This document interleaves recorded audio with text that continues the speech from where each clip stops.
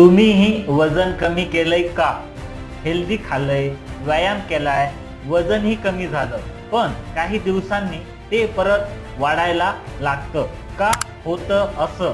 कारण वजन कमी करणं ही एक प्रोसेस आहे आणि ती तिथेच संपत नाही. एकदा वजन कमी झालं की सगळे म्हणतात, बस आता झालं. पण खरं सांगू, खरा गेम तिथून सुरू होतो. डायट नव्हे, सवयी बदलायच्या असतात. लाईफस्टाईल कायम ठेवायची असते. जरा विचार करा, गाडी थांबली की वेग कमी होतोच ना.